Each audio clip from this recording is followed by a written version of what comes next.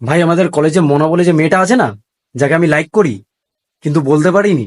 হ্যাঁ হ্যাঁ হ্যাঁ, তুই বলছিলি, সে বলেছিল তার জন্মদিনে আমাকে সারপ্রাইজ দেবে, তার বাড়িতে ডেকেছিল আমাকে।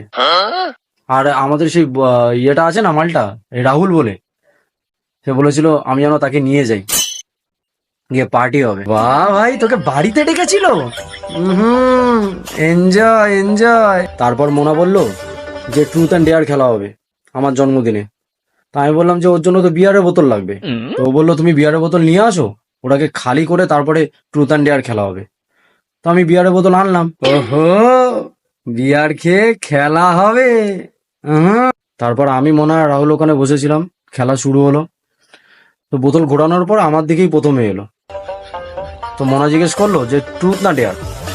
আমি বললাম যে ট্রুথ। তো ও বললো না, তোর জন্মদিন, তোকে ডেয়ারই নিতে হবে। আমি বললাম ঠিক আছে, ডেয়ার। ডেয়ার? তারপর তারপর তারপর মোনা বলল যে তোর ডেয়ার এটাই যে তোকে এখন সোজা তোর বাড়িতে গিয়ে শুয়ে পড়তে হবে।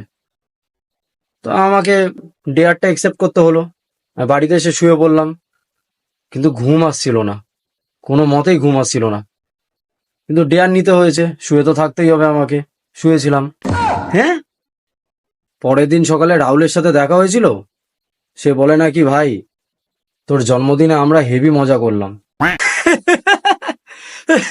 তোর জন্মদিনে তোরই কেটে দিল? তুই হাসছিস ভাই? তো বন্ধুরা, আমার এই ছোট্ট গল্পটি তোমরা দেখলে, আমি এর মাধ্যমে এটাই বোঝানোর চেষ্টা করছি যে জীবনে মেয়েদের পেছনে ছুটবে না। আর মেয়েদের ক্ষেত্রেও বলি, জীবনে সবসময় ছেলেদের পেছনে ছুটবে না। সবসময় নিজের লক্ষ্যে স্থির থাকবে, আর নিজের ফিউচারটা তৈরি করবে, ভালো করে তৈরি করবে, সাজিয়ে গুছিয়ে।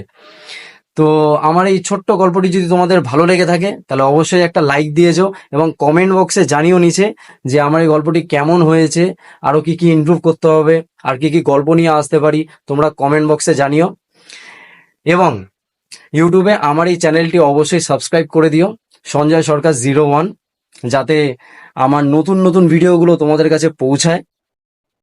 আর বন্ধুরা, আমার এই ভিডিও ভালো লেগে থাকলে তোমরা শেয়ার করো। বন্ধুরা, শেয়ার করো। তোমরা কিন্তু কেউ শেয়ার করছো না, আমি দেখছি।